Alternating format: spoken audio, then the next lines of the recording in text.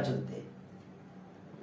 तो क्रोमोसोम के आधार पर अगर ज्ञानेश्वर चौबे कह रहा है, तो मैं तो साइंस का स्टूडेंट नहीं हूं, मैं आर्ट का स्टूडेंट हूं, और मुझे अगर ये क्रोमोसोम और डीएनए के बारे में अगर थोड़ा बहुत ये अध्ययन से पता चल रहा है, तो मुझे बड़ी हैरानी हो रही है कि ज्ञानेश्वर चौबे अगर इतना पंडित आदमी है, तो उसको क्या क्रोमोसोम और डीएनए के बारे में उसको समझ में नहीं आ रहा है?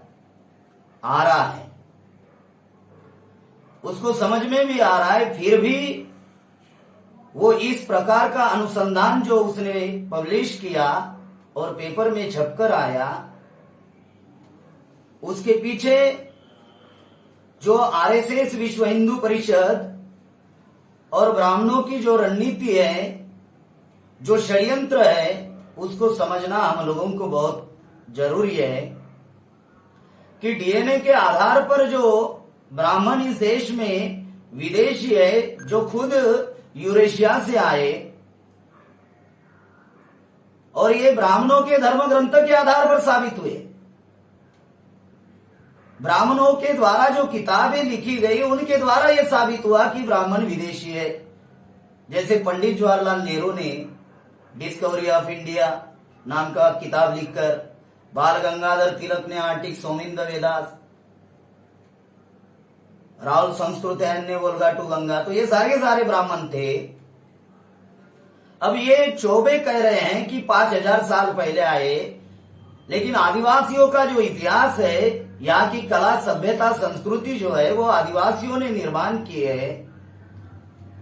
और 10,000 साल पहले आदिवासियों के महान नेता पारिक उपार लिंगो, जिन्होंने गण व्यवस्था का निर्माण किया था, जो समता, स्वतंत्रता, न्याय, बंधुत्व पर आधारित समाज और राष्ट्र का निर्माण था, जहां पे कोई गुलाम नहीं था। तो ये गण व्यवस्था को आर्यों ने आकर, आर्यों के आक्रमण की वजह से गण व्यवस्था खत्म हुई।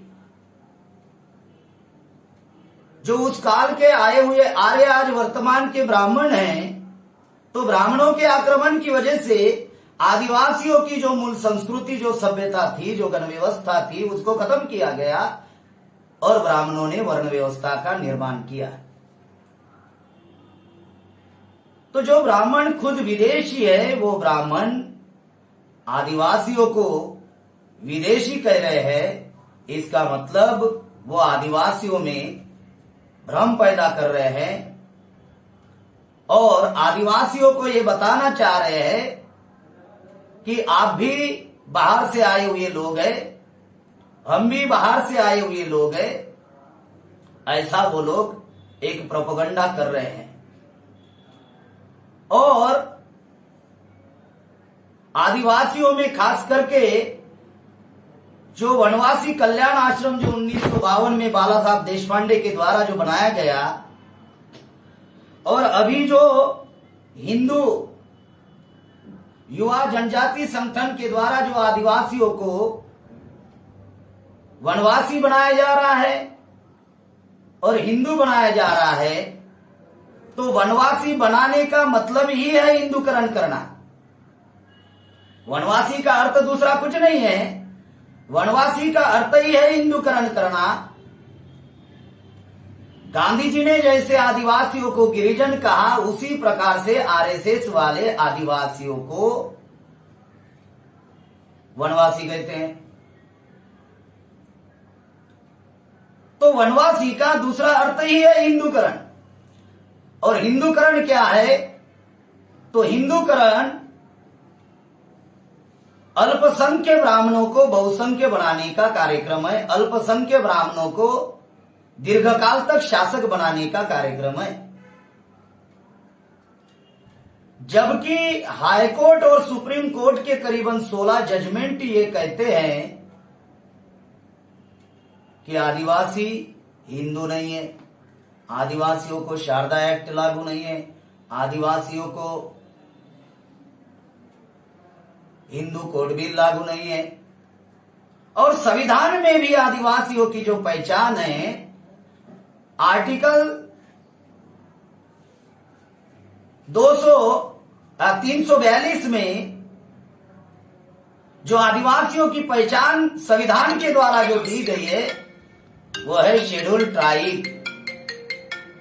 जो लोग एजुकेशनली बैकवर्ड थे, जो लोग सोशली बैकवर्ड थे, जिनमें ट्राइबल ट्रेड के गुण दिखाई देते हैं, जिनमें डिस्ट्रिक्ट कल्चरल दिखाई देते हैं, जिनमें टेरिटोरियल पोजीशन दिखाई देते हैं, उनको भारत में ट्राइब कहा गया, जनजाति कहा गया।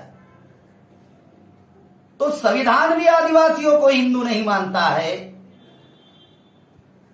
और संविधान सभा में जब जयपाल सिंह मुंडा ने ये बातें उठाई तो स्पष्ट रूप से संविधान सभा में जयपाल सिंह मुंडा ने ये बात कही कि आरएसएस, विश्व हिंदू परिषद और हिंदू महासभा के लोग आदिवासियों को गिरिजन वनवासी कहना छोड़ दे।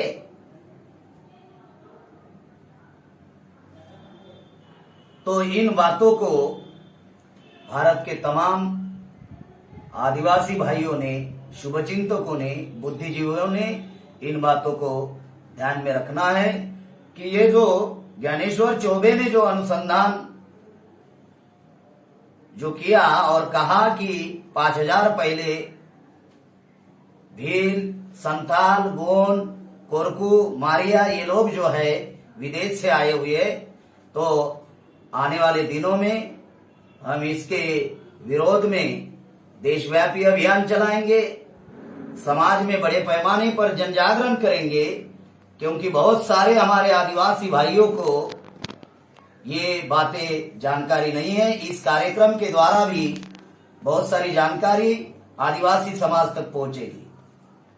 साथियों, समय बहुत होने की वजह से मैं आज इतनी ही बात मेरी कहना चाहता हूं और मेरा जो समय है वो सारा समय विलास खराज सर और मेश्राम साहब को मैं देना चाहता हूं। धन्यवाद। जय मूल निवासी, जय आदिवासी।